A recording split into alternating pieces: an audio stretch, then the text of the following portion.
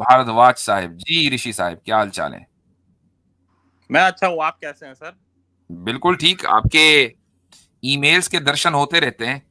हाँ हाँ हाँ, वही कभी कभी जो पॉइंट पे इख्तलाफात होते हैं तो फिर मैं कर देता हूँ आपको ईमेल कि ये बात हाँ, आपने गलत कही, ये बात आपने गलत कही। वही मसरूफ रहता हूँ तो स्ट्रीम्स में आने का नहीं उतना मिल पाता मौका, बट काश आज के आप जिस अंदाज से बात कर रहे हैं उसी अंदाज से ईमेल भी कर दे। ईमेल में थोड़ा टोन डिफरेंट होती है, सर थोड़ा सा मुझे गुस्सा आ जाता है। गुस्सा आ जाता है। जी हाँ, गुस्से पर कंट्रोल करना ही तो इंसानियत है। हाँ, वो जरूरी बात है। अच्छा हजरत, ये सच में ऋषि हैं? नाम इनका ऋषि भारद्वाज है ji. I don't know Rishi in which sense आप कह रहे हैं। जी, फिर तो इजाजत दें कि मैं बात करूं। हमारे ऋषि भाई तशरीफ लाए हैं, जी तो जी जी, मुझे गो थोड़ा अहेड। सा चांस दें कि मैं भी जी ऋषि जी। भाई से बात कर लूं। जी इंडियन भाई, कैसे हैं आप? ठीक है, मैं अच्छा हूँ सर, आप कैसे हैं? जबरदस्त। अब हमारे सनातनी भाई हैं? हाँ हाँ, यस, हाँ हाँ, सनातनी। जी जी। अच्छा, साथ में ऋषि भी हैं? ऋषि तो नाम है। अच्छा अच्छा, नाम है। तो वैसे आप जानते हैं कि सनातन धर्म के अंदर अगर आप कोई अहमियत दें किसी को कि बहुत बड़ा कोई ऋषि है, तो वो कौन सा है? नहीं, वो तो सप्तऋषि आते हैं, वो हैं, लाइक उनको मेन कहा जाता है, कश्यप, अत्रि, गौतम, वशिष्ठ, विश्वामित्र, जमदग्नि।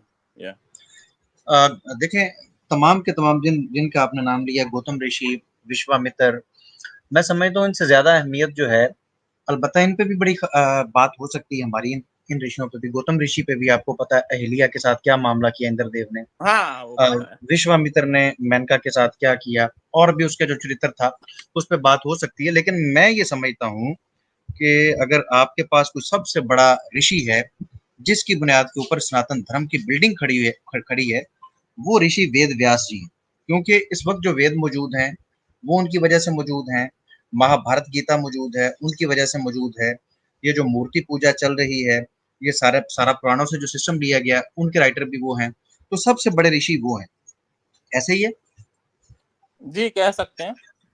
जी, कह सकते हैं, क्योंकि विश्वामित्र ने तो आपको वेद नहीं दिए हैं, ना दीगर किसी और ऋषियों ने आपको ये सारी चीजें नहीं नहीं, दी हैं। वेद उन्होंने दिए नहीं है, उन्होंने लाइक कंपाइल किया, वेद दिए नहीं है उन्होंने। चलें ऐसा कर लेते हैं ना कि इनके वाले जो कंपाइल करके दिए उनको निकाल दें, तो वेद दिखाएं मुझे कहाँ पर है।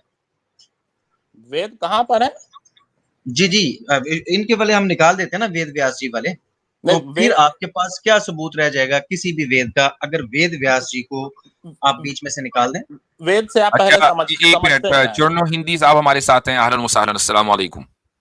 जी बाजी। वालेकुम सलाम रहमतुल्लाहि व बरकातहू। कैसे हैं तमाम हजरात? अल्हम्दुलिल्लाह। जी जी, कंटिन्यू करें। जी जी जी, इंडियन कंटिन्यू भाई, करें। तो आपके पास वेद का कोई सबूत नहीं है। अगर आप ऋषि वेद व्यास जी को निकाल दें तो ये कहना बिल्कुल बजा होगा कि वेद व्यास जी की ही कंधों के ऊपर आपके वेद की बिल्डिंग भी खड़ी है। नहीं तो खैर, आप, मैं आपसे ये जानना चाहूंगा कि वेद व्यास जी के बारे में हमें बताइए कि इनके माता पिता कौन थे और ये दुनिया पर कैसे पधारे। इनका थोड़ा सा हमें बताइए इनके बारे में। सारा हिंदुइज्म आपने इनसे लिया है, तो इनके बारे में थोड़ा सा बताइए कि इनका चरित्र क्या था, इनके माता पिता कौन थे, इनके नानी नाना कौन थे। वो पूरा जरा हमें थोड़ा सा एक्सप्लेन कर दीजिए प्लीज। पता तो चले ना कि सनातन धर्म के अंदर किस बंदे के ऊपर इतना ट्रस्ट किया जाता है कि पूरी की पूरी बिल्डिंग हमने सनातन की खड़ी करनी है। तो करैक्टर क्या होना चाहिए, नहीं तो उसके ये माता आपकी, पिता कैसे? नहीं, ये आपकी गलत फहमी है ना कि वेद व्यास पे हिंदुइज्म बेस्ड है। ये किसने कह दिया आपसे? मैं फिर वही दोबारा से आपसे आर्गू करूंगा कि आपके पास इस वक्त जो वेद मौजूद हैं वो किसने आपको दिए? वेद से आप पहले समझते क्या है? वेद आपके पास जो किताब मौजूद है, आपके जो स्क्रिप्चर है, वही समझते हैं, और क्या समझना उसको। वेद वे, स्क्रिप्चर है। वेद मतलब श्रुति, राइट? ठीक है, आपके पास जो इस वक्त बुक मौजूद है, वेद, मैं उसकी बात कर रहा हूँ। वो हाँ, वेद व्यास जी से नहीं आपके पास है? तो वेद जो है वो श्रुति होती है, राइट? मैं ये पूछ रहा हूँ कि वो वेद श्रुति होती है, लेकिन ये आपके पास किस माध्यम से आए? आपके पास जो सिंगल एविडेंस है वो किसका है? जस्ट वेद व्यास जी का। उससे पीछे क्या था? आपके पास कोई सबूत, कोई चीज नहीं। नहीं, वेद तो अपौरुषेय हैं। चले ठीक है, उसको छोड़िए। हमें ये बताइए कि वेद व्यास जी जो हैं, जिनसे आपने वेद ले लिए, पुराण ले लिए, महाभारत गीता ले ली, उनके बारे में बताइए हाँ, थोड़ा सा। कैसे ऋषि थे वो कैसे पैदा हुए थे? पुराणों के राइटर हैं वो, और महाभारत के राइटर हैं, ये कहा जा सकता है। वेद के भी राइटर वही हैं। आपको पता होना चाहिए कि वेद के राइटर भी वही हैं। नहीं। मैं वही तो कह रहा हूँ कि सिंगल राइटर है आपके पास, आप उसको भी बीच में से निकाल देंगे तो आपके पास कुछ नहीं रहेगा। ये आपकी गलतफहमी है, वेद में मंत्र होते हैं, राइट? ऐसा करते हैं कि आप ये वाले निकाल दें, वेद व्यास जी ने जो आपको चारों वेद दिए इसको निकाल दें, उसके अलावा कोई वेद बताएं कहाँ पर है। ये किसने कह दिया कि वेद व्यास जी ने वेद दिए हैं? मैं फिर वही कह रहा हूँ कि आपको पता ही नहीं है कि वेद व्यास जी, अभी तो आपने खुद कहा कि उन्होंने आपको कंपाइल करके दिए, तो उन्होंने ही दिए ना। कंपाइलर का और ऑथर में डिफरेंस होता है कि नहीं होता है? बिल्कुल होता है, लेकिन ऑथर आपके पास कौन है बता दीजिए, ऑथर, उसका सबूत दे इसी दीजिए। पे मैं आ रहा हूँ कि हर वेद में मंत्र होते हैं, राइट? और हर मंत्र का एक ऋषि होता है। ये आप पढ़ सकते हैं अनुक्रमणिका में, जब आप जाएंगे तो उसमें हर मंत्र का जो ऋषि है वो लिखा रहता है कि इस मंत्र का ये ऋषि है, इस मंत्र का ये ऋषि है, ऐसे करके। मैं ये तस्लीम करता हूँ, लेकिन मसला ये है कि आप समझ नहीं रहे कि उन सब ने जो मंत्र दिए आप तक लिखित फॉर्म में किसने पहुंचाए, किसने गवाही दी कि ये उन्होंने कहा था? नहीं, वेद व्यास जी नहीं ना। नहीं, लिखित फॉर्म में तो वेद जो है कुछ ही 100 साल पहले आए हैं। उसके पहले तो ओरल ट्रेडिशन हुआ करता था। ऋषि वेद व्यास जी ने आपको लिखित फॉर्म में ये दिए हैं, आपको पता नहीं फिर क्या कंपाइल करके दिया था उन्होंने आपको? लिखित फॉर्म में नहीं दिए हैं उन्होंने वेद अच्छा, मतलब ये कि उन्होंने भाई अली भाई एक इस तरह से पूछ लेते हैं, इंडियन भाई आप ये बता दीजिए कि जो श्रुति आई थी, वेद की जो श्रुति आई थी, जो ब्रह्म से ज्ञान आया था ऋषियों के पास, वो आप तक किस प्रकार पहुंचा है? अगर श्रुति में मौजूद है तो उसकी चेन ऑफ नरेशन बताएं। हाँ, ओरल ट्रेडिशन में बताएं तो उसकी चेन ऑफ नरेशन बताएं। जी, मेन सवाल यही है, बताएं तो उसकी चेन ऑफ नरेशन बताएं। चेन ऑफ नरेशन जो है वो गुरुकुल में है, गुरु से शिष्य को मिलता है, पिता से पुत्र को। ये चेन ऑफ नरेशन है भाई, यही चेन ऑफ नरेशन है सर। चेन ऑफ नरेशन का मतलब ये होता है कि आप वो सारे नाम बताएं जो वेद व्यास ने, चलो उन्होंने लिखित। ऐसे नहीं होता है ना। व्हाट डू यू मीन हमारे यहाँ? मतलब यही होना चाहिए, नहीं तो ऐसा ही होना चाहिए। नहीं तो जो, क्योंकि अगर आपको नाम ही नहीं पता तो आप ये कैसे कह सकते हैं कि ये ओरल ट्रेडिशन आया है? वैदिक परंपरा है, उसमें पिता से पुत्र को, गुरु से शिष्य को जो है वो दिया तो वो कौन पिता, कौन पुत्र और कौन गुरु, कौन शिष्य है, वो आप वो तो बताएं ना। आप गुरुकुलों में जाके आप देख लीजिए, इतने मैं एक बात पूछना चाह रहा था भाई से। बहुत अच्छी बात है, इन्होंने श्रुति और स्मृति और तमाम तर बातें आ गई।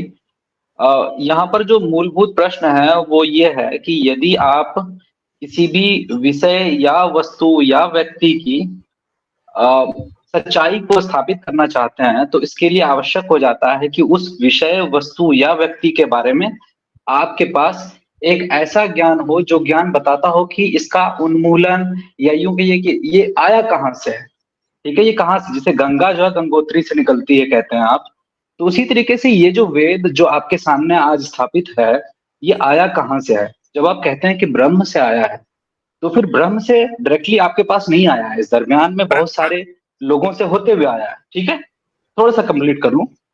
अब एक इंसान है, एक जमीन का टुकड़ा बेचने लगा और उसने कहा कि ये जमीन का टुकड़ा मुझे मेरे बाप से मिला और उनको उनके बाप से मिला। तो उस जमीन के टुकड़े को आज के टाइम पे आप जाएंगे तो ट्रेस बैक कर सकते हैं कि आपके पिताश्री का क्या नाम था, आपके पिताश्री के पिताश्री का क्या नाम था, उसके बाद पूरा आप ट्रेस बैक करेंगे।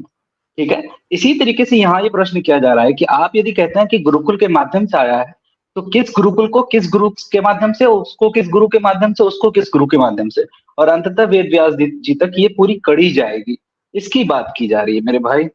ठीक है, मैं बस 2 मिनट में खत्म करूंगा, फिर मुझे मुफ्ती साहब से बात करनी है क्योंकि ये टॉपिक था ही नहीं मेरी चर्चा का। वेद व्यास तक नहीं करना है, इस सवाल का जवाब देना है। असल में मसला ये है कि इन्होंने और जगह पे बात फंसा ली है। मैं तो इनसे ये जानना चाह रहा हूँ कि वेद व्यास जी के बारे में थोड़ी सी चर्चा कीजिए ताकि पब्लिक जो सुन रही है और जो सनातनी भाई सुन रहे हैं उन तक कोई इन्फॉर्मेशन पहुंचे। चलिए उनके पिता का नाम ही बता दीजिए।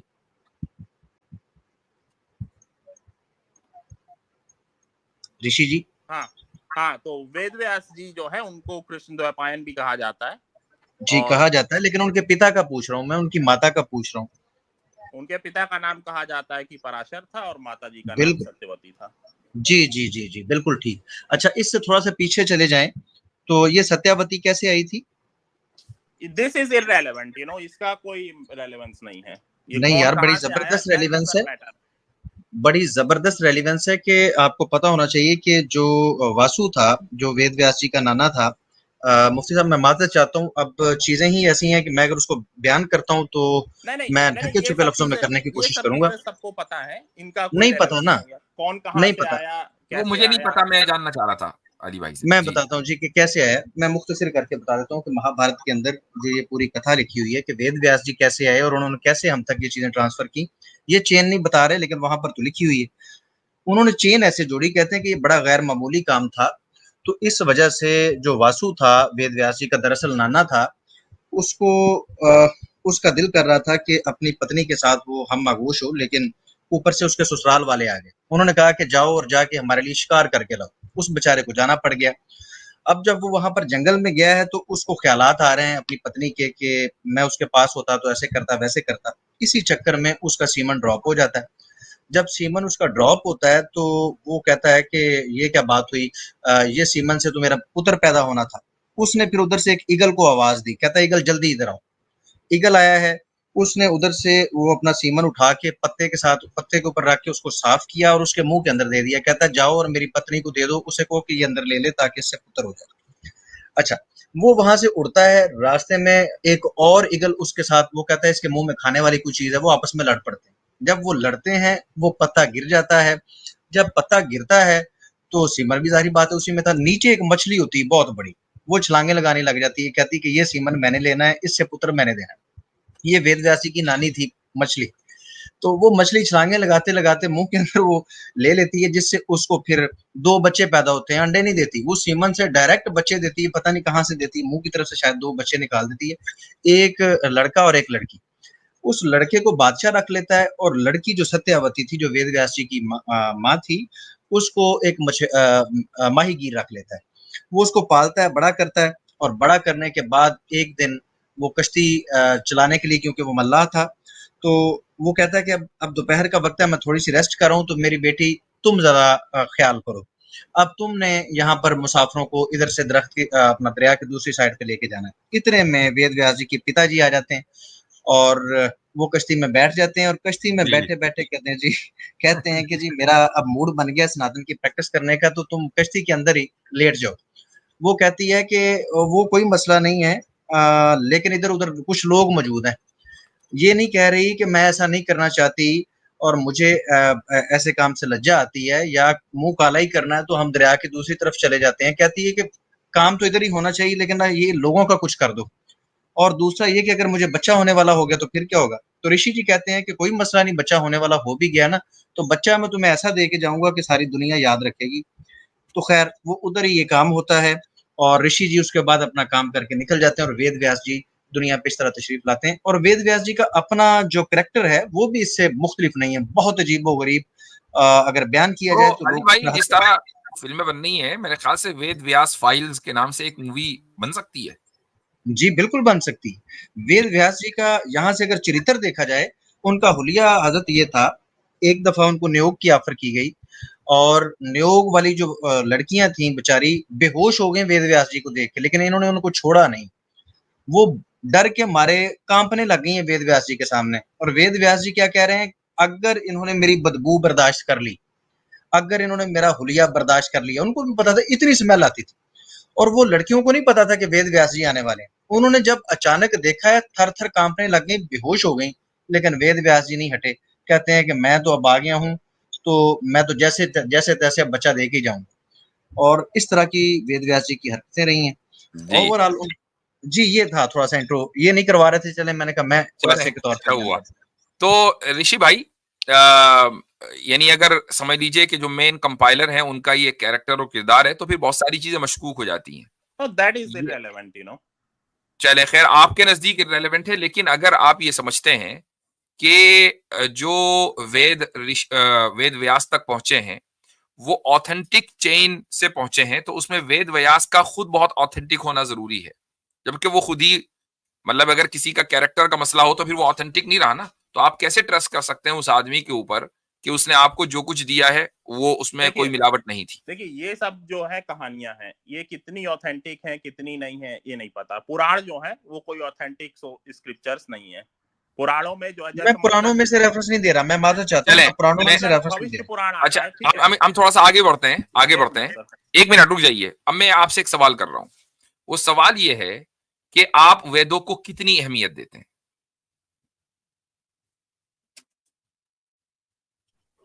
नहीं, जी मेरे भाई, वेद तो जो है वो प्रमाण है हिंदू धर्म में, तो उनकी तो अहमियत सबसे ऊपर है ना।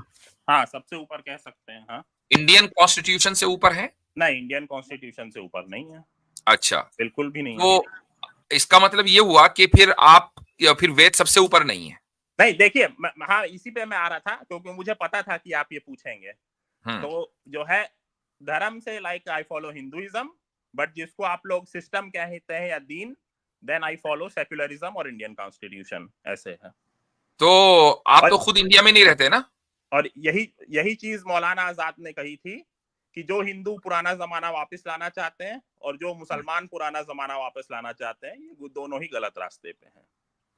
ठीक है, तो एक तो चीज ये है कि किसी को इस वक्त ये नहीं है कि बाकायदा कोशिश चल रही है कि जी मुसलमान पुराना जमाना वापस लाना चाह रहे हैं, मुगल एम्पायर दोबारा खड़ा करना चाह रहे हैं, ऐसी कोई कोशिश मुसलमानों में हो नहीं रही है। हाँ, हिंदुओं में ऐसी कोशिश जरूर हो रही है। नहीं तो आप लोगों का तो पूरा तो हाँ, हमारा ये बात जरूर है, हम ये बात जरूर कहते हैं कि कुरान सबसे ऊपर है, कुरान सबसे ऊपर है, और इंसान, जब कुरान इंसानी लिटरेचर से ऊपर है और कॉन्स्टिट्यूशन को इंसानी लिटरेचर मानते हैं। अब आप मुझे एक बात बताइए कि क्या उस कॉन्स्टिट्यूशन में कोई चीज गलत हो सकती है या नहीं हो सकती? हो सकती है। हो सकती है, ठीक है। अच्छा, वेदों में कोई चीज गलत नहीं हो सकती? नहीं, उसमें नहीं हो सकती है। तो जिसमें कोई चीज गलत नहीं हो सकती वो ऊपर होगा ना उस चीज से कि जिसमें गलत हो सकती है, गलती का इम्कान है। बहुत सारी चीजें हैं जो कि आज की सोसाइटी में एप्लीकेबल नहीं है, यही नहीं, बात ये नहीं हो रही है, बात एप्लीकेशन की नहीं हो रही, बात हो रही है मॉरल ग्राउंड पर कि वेदों में आपके नजदीक कोई चीज गलत नहीं है। कॉन्स्टिट्यूशन में गलती की पॉसिबिलिटी है, तो जिस चीज में गलती नहीं है ऑब्वियसली वो ऊपर होगा, वो ऊपर होगी उस चीज से जिसमें गलती है या गलती की पॉसिबिलिटी है। सिंपल लॉजिक है ना, इसमें कोई मुश्किल नहीं होनी चाहिए समझने में। पर कॉन्स्टिट्यूशन की रेलेवेंस आज वेद से और कुरान से ज्यादा है। हम इसकी बात नहीं कर रहे हैं, हम ये कह रहे हैं कि सुपीरियर क्या है। धार्मिक मामलों में सुपीरियर जो आपका धार्मिक ग्रंथ है वो है, और पॉलिटिकल मामलों, तो भाई अगर ट्रैफिक लॉज हैं तो ट्रैफिक लॉज के बारे में मुसलमान कॉन्स्टिट्यूशन ही को फॉलो करते हैं। बस मान लीजिए अगर किसी को, मान लीजिए अगर किसी को कहीं चोरी हो गई, तो चोरी का जो भी कानून इंडिया, पाकिस्तान, दुनिया के किसी मुल्क में, यूएस में आप रहते हो, कहीं भी रहते हो, आप वहां के लॉ को फॉलो करेंगे। आपसे ये किसने कहा है कि मुसलमान ये कहते हैं कि हम लोकल लॉ को फॉलो नहीं करेंगे? नहीं, मसलन आप ही तो कहते हैं ना कि सेक्युलरिज्म कुफ्र है। सेक्युलरिज्म, अगर मान लीजिए, सेक्युलरिज्म से वैसे डिफाइन करिए उसको, सेक्युलरिज्म क्या चीज है? नहीं, आपका ही वीडियो आया था जिसमें आपने कहा था कि दो टाइप का सेक्युलरिज्म होता है, एक फ्रेंच सेक्युलरिज्म और एक यूएस सेक्युलरिज्म, और जो है ये कुफ्र हैं दोनों ही। नहीं, सेक्युलरिज्म आपके नजदीक क्या है? सेक्युलरिज्म मेरे नजदीक तो ये है कि जो स्टेट है वो किसी भी रिलीजियस बुक के ताबे नहीं है, और वो कोई भी रिलीजियस बुक के अगेंस्ट लॉस बना सकता है। हाँ, तो ठीक है। अब अगर आप देखें, आपकी जो फिक्र है ना, उसमें जो प्रॉब्लम है वो ये कि एक तरफ आप ये कहते हैं कि रिलीजियस मामलों में हम वेदों को सबसे ऊपर रखते हैं, ठीक है। फिर आप जब वेदों को आपने सबसे ऊपर रख दिया, फिर आप कॉन्स्टिट्यूशन को या जो लीगल अथॉरिटीज हैं उनको ये राइट देते हैं कि वो रिलीजियस मामलों में वेदों को नीचे कर दें, वेदों के खिलाफ वो अपना फैसला दे दें। तो ग्लैड आपने ये पॉइंट उठाया। ये तो कॉन्ट्रडिक्शन हो गया। आई एम सो ग्लैड कि आपने ये पॉइंट उठाया, और यहीं पर डिफरेंशिएशन होता है बिलीफ और एक्शन के बीच। तो आपको जो है बिलीफ की आजादी मिलती है, पर एक्शंस की आजादी पूरी नहीं मिलती। अब कोई बोले कि मेरे रिलीजन में तो ह्यूमन सैक्रिफाइस है, तो मैं तो ह्यूमन सैक्रिफाइस करूंगा, चाइल्ड मैरिज है, मैं तो चाइल्ड मैरिज प्रैक्टिस करूंगा, या मेरे रिलीजन में जो है लाइक बहुत सारे लाइक पॉलीगैमी है, तो मैं तो पॉलीगैमी प्रैक्टिस करूंगा। पर कोई इस पॉलीगैमी की प्रैक्टिस को सही मान सकता है, बट अगर स्टेट मना करता है तो उसे प्रैक्टिस नहीं कर सकता है, और यही बात यूनाइटेड स्टेट्स के सुप्रीम कोर्ट ने 1879 में कही थी। ठीक है, आप भी यूएस में रहते हैं ना? हाँ, मैं भी यूएस में ही हूँ। ठीक है, तो इंडियन कॉन्स्टिट्यूशन अब आपके नजदीक इररेलेवेंट होना चाहिए अगर आप यूएस सिटीजन हैं? नहीं, अभी मैं इंडियन सिटीजन हूँ सर। ठीक है, ठीक है, अगर आप यूएस सिटीजन है, मैं उस वक्त कह रहा हूं, अगर आप इंडियन सिटीजन है तो चलो ठीक है, आप इंडियन कॉन्स्टिट्यूशन को मानते रहे। यहां पर बात अब ये आ रही है कि हम सेक्युलरिज्म को क्यों इसकी अथॉरिटी दें कि वो जो मर्जी चाहे, जिस तरह का चाहे कानून बना ले। Then every person would be a state in himself, क्योंकि हर बंदा रिलीजन को अलग तरीके से इंटरप्रेट करता है। नहीं, मैंने कहा कि आपने सेक्युलरिज्म को ये अथॉरिटी दी है कि वो कोई भी कानून बनाए, किस बुनियाद पर, उसकी वजह क्या है, लॉजिकल रीजनिंग बताइए उसकी।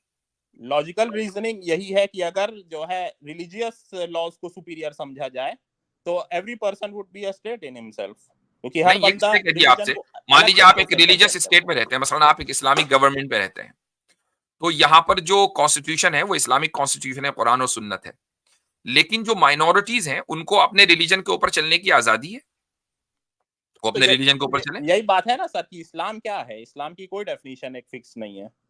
नहीं ये एक अलग टॉपिक हो जाएगा। मुनीर बात मुनीर कमीशन मैंने जो पाकिस्तान मैंने में मैंने established हुआ, सर, मैंने आपने आपको पढ़ा जो है? बात कही वो ये कि अगर हम हाइपोथेटिकली मान लें कि कहीं एब्सोल्यूट मैनर में इस्लामिक गवर्नमेंट पाई जाती है और उस कॉन्स्टिट्यूशन के तहत माइनॉरिटीज को, जो रिलीजियस माइनॉरिटीज हैं, उनको अपने रिलीजन के ऊपर चलने की का इख्तियार है, आपको इससे कोई मसला है? मसला यह है कि कोई डेफिनेशन ही नहीं है, ना हिंदुइज्म की कोई डेफिनेशन है, ना भाई इस्लाम की वो कोई एक definition अलग है। मसला हो गया। मैंने अभी क्या बोला, मेरे अल्फाज पर गौर करिए। हाइपोथेटिकली स्पीकिंग, अगर कहीं एब्सोल्यूट मैनर में एक इस्लामिक गवर्नमेंट है, हाइपोथेटिकली स्पीकिंग, अब आप बताएं कोई मसला है? हाँ मसला है ना, अब मैं आऊंगा क्या मसले मसला क्या है? है। जी। हाँ तो वहां पर जो है लाइक मतलब हेड ऑफ द स्टेट और हेड ऑफ द गवर्नमेंट तो कोई मतलब नॉन मुस्लिम बन नहीं सकता है, राइट? ठीक है, बन सकता है कि बट बन सकता है? नहीं बन सकता, बिल्कुल, क्यों बनेगा? और कोई लाइक गवर्नमेंट पोस्ट वगैरह पे जा सकता है? गवर्नमेंट पोस्ट में बहुत सारी, बिल्कुल आर्मी में जा सकता है, बिल्कुल जा सकता है, नहीं, पर लेकिन हेड ऑफ द स्टेट नहीं, हेड ऑफ द स्टेट नहीं बन सकता। बिन्नौरी टाउन का तो फतवा है कि कोई भी गैर ओ मुस्लिम भैया, व्यक्ति बिन्नौरी मुंशी टाउन, की नौकरी भी नहीं होल्ड कर ऑन सकता होल्ड है। ऑन, हम बात कर रहे हैं हाइपोथेटिकली एक ऐसे इस्लामिक स्टेट की कि जहां पर एब्सोल्यूट लेवल पर इस्लामी रियासत हो। अब तो बिन्नौरी टाउन का फतवे को आप यहाँ कोट ना करें, मुंशी भी नहीं क्योंकि बन सकता है। हम देखें, मैं खुद मुफ्ती हूं, मैं 10 फतवों से इख्तिलाफ करता हूं। एक मुफ्ती का फतवा दूसरे मुफ्ती इख्तिलाफ कर सकता है, और दूसरी बात यह कि मुझे यह भी नहीं पता कि वो किस कॉन्टेक्स्ट में है। बात यहां पर यह हो रही है। और जो मुस्लिम रूलर्स थे इंडिया में, औरंगजेब की अगर आप लिस्ट देखेंगे ना, हिंदू कितने उनके यहाँ मिनिस्ट्री में थे, तो मुसलमानों से ज्यादा लिस्ट है, नाम है उस लिस्ट में, तो तो सर उसको छोड़ किसी भी दीजिए, किसी तो भी उसको छोड़ मुस्लिम दीजिए। हम हिस्ट्री में नहीं जा रहे हैं, हम बात ये कर रहे हैं कि हेड ऑफ द स्टेट नहीं बनता, बाकी दूसरी पोजीशंस ले सकता है। अब आप मुझे बताएं कि इसमें क्या मसला है? बिकॉज इस्लामिक स्टेट क्या है इसकी डेफिनेशन पहले आप लाएंगे तभी चले कोई ठीक है, इस पे मैं गौर आपसे करेगा। मैं आपसे एक चीज पूछता हूं कि एक आदमी के नाज़ी ख्यालात हैं या सोशलिस्ट ख्यालात हैं, वो अमेरिका में प्रेसिडेंट बन सकता है?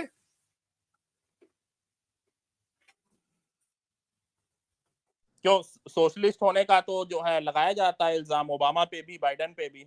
इल्जाम, और इस इल्जाम इसलिए लगाया जाता है ताकि इनको डिस्क्वालीफाई कर दिया जाए।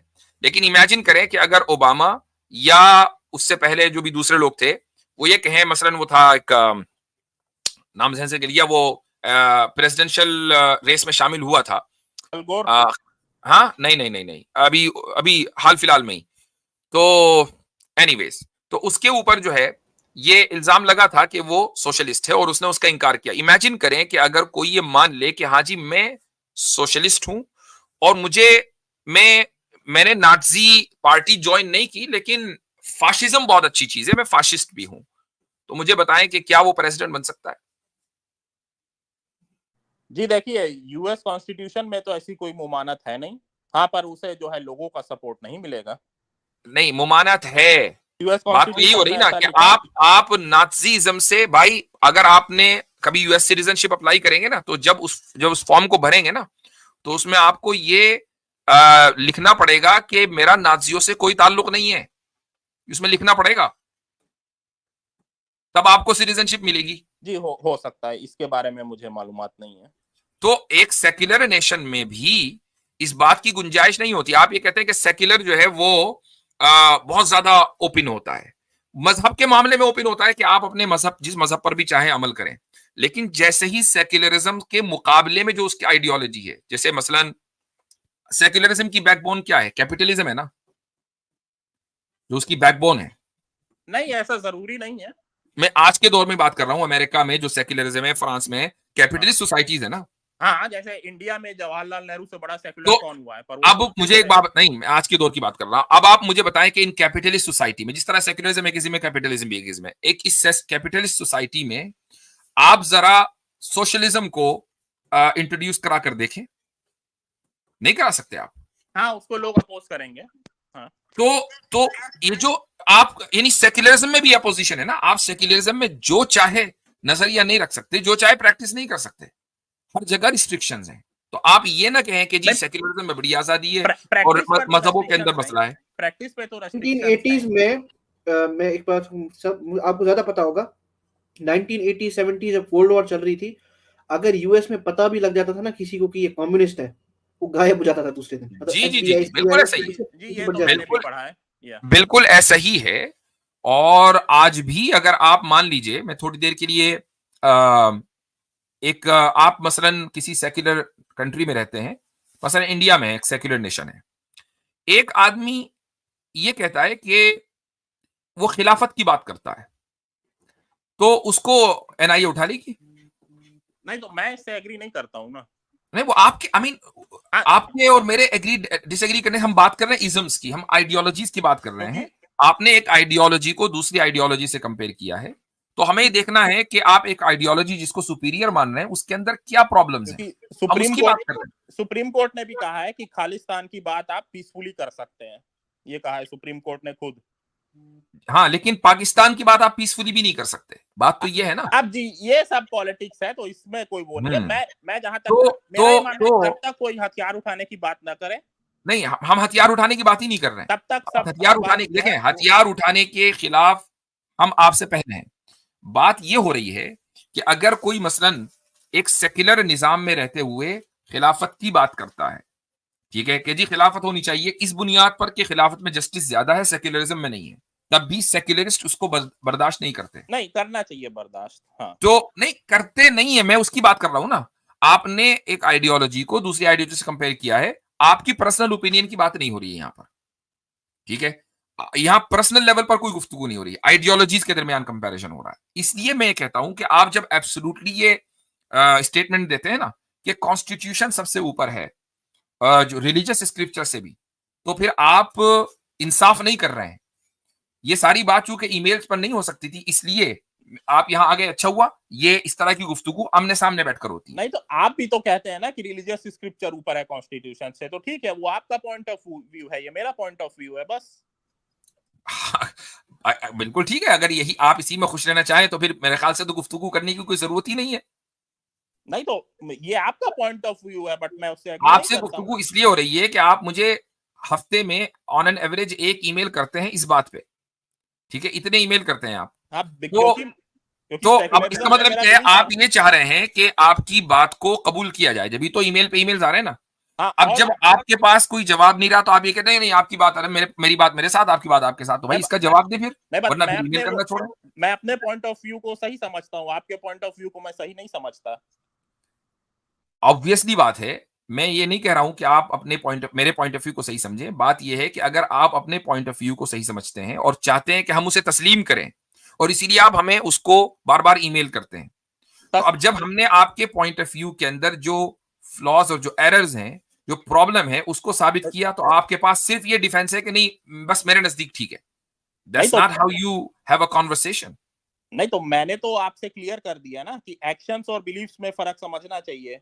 अब मसलन कोई बोले कि ह्यूमन सैक्रिफाइस मेरे रिलीजन का हिस्सा है, ठीक है, तो नहीं, मैं एक बात बताता हूं, देखिए सुन लीजिए, एक्शन अगर क्या किसी चीज के ताल्लुक से बात करने को आप एक्शन मानते हैं, या अभी आप इसको बिलीफ ही मानते हैं? बात करने में तो कोई आपत्ति नहीं है, बात करने में ही आपत्ति है सेक्युलरिज्म में। बात यही हो रही है बस, तो आप सेक्युलर निजाम में, आप फ्रांस में, मसलन फ्रांस जो है सेक्युलरिज्म का समझ लीजिए कि वो सबसे बड़ा टेम्पल है, ठीक है, वहीं पर सारा फ्रेंच रेवोल्यूशन और क्या क्या, भाई दो ही तो है ना, अमेरिकन रेवोल्यूशन हुआ और फ्रेंच रेवोल्यूशन हुआ, सेक्युलरिज्म इन दोनों की शादी से बना है।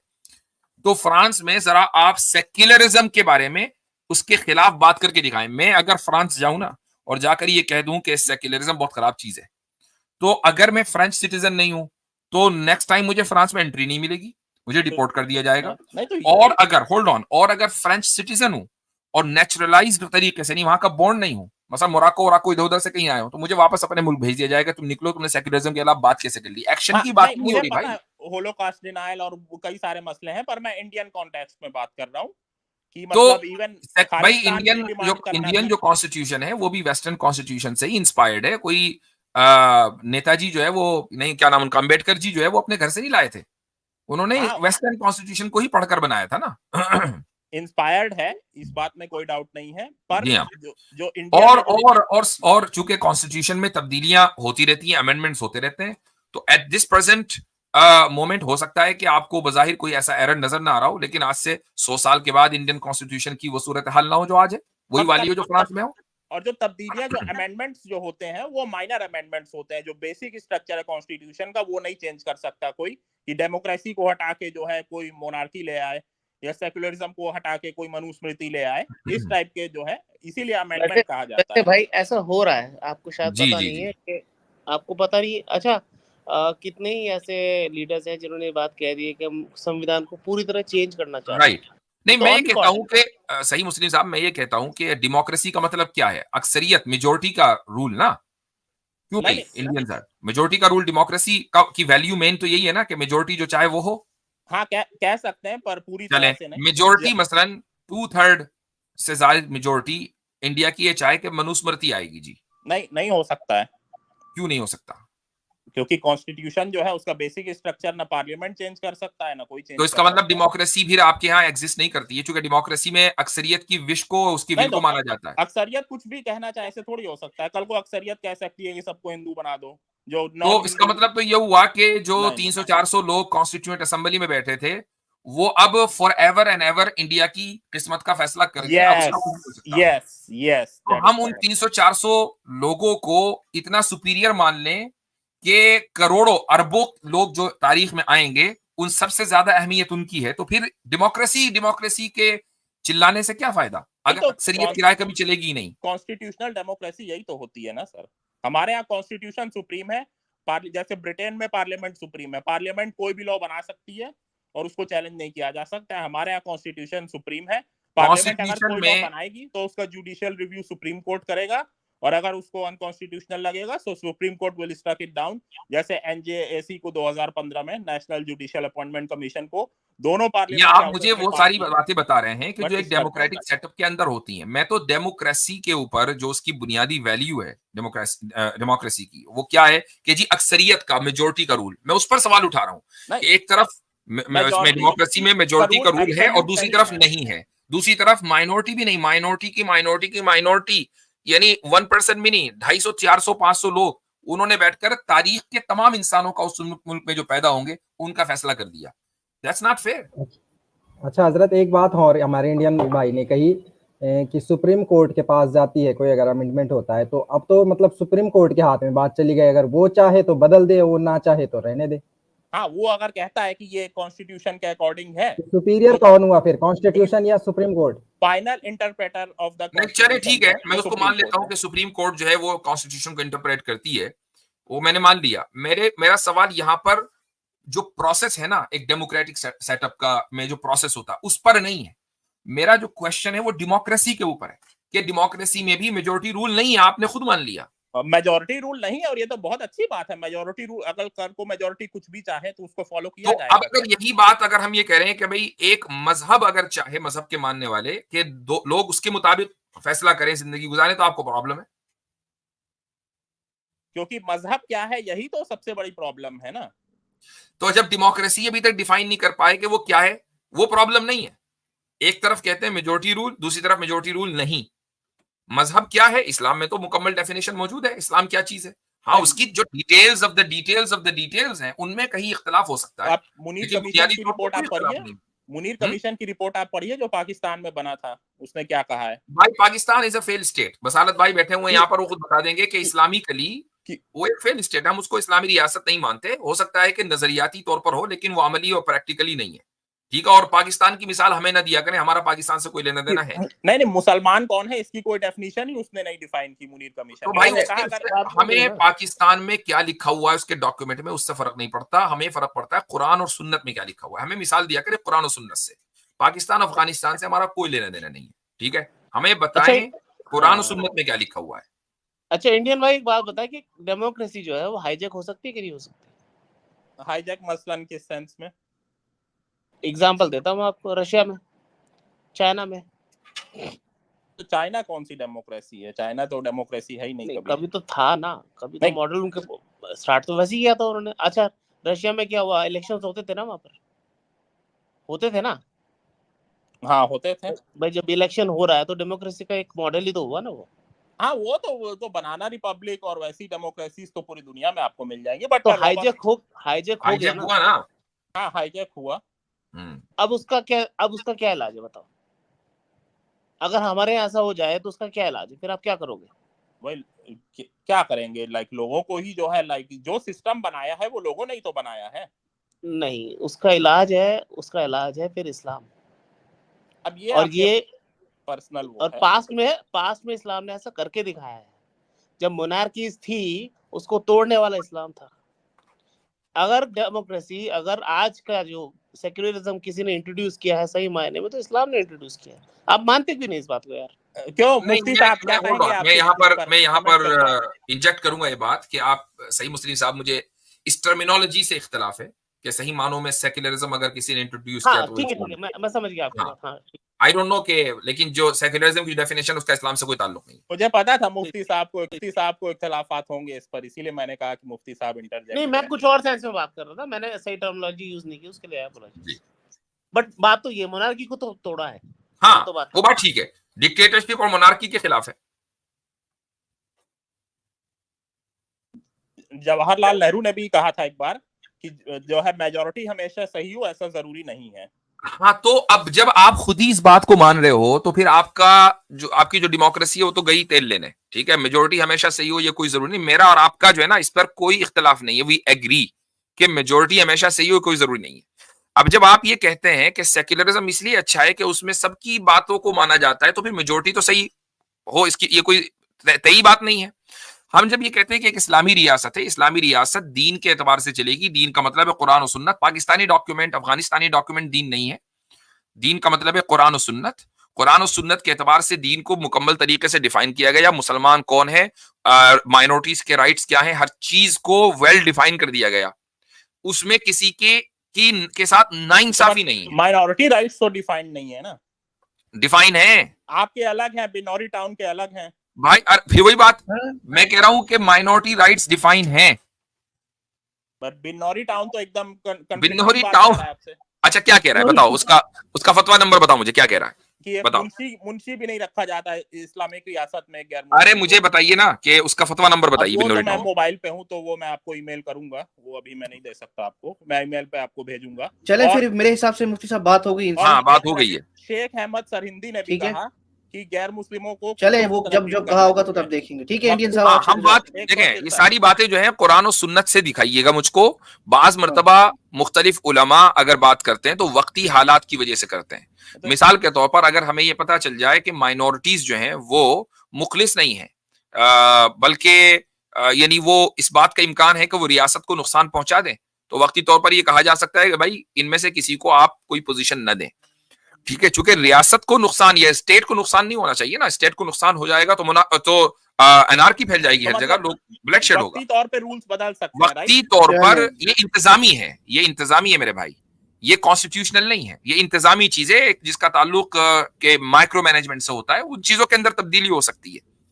तो लेकिन एनीवेज आपसे इतनी गुफ्तगू हुई, अगली मरतबा फिर आइएगा। Email, thank you so much. Email tsunami बंद करें, उसका कोई फायदा नहीं है। मैं पढ़ता भी नहीं आपका ईमेल, बस देख लेता हूँ कि हाँ कुछ है। हाँ, नहीं, मैं आपको अपना व्हाट्सएप नंबर भेज दूंगा, तो फिर जो है तो चले ठीक है, ओके, चलिए, thank you sir, thank you so much.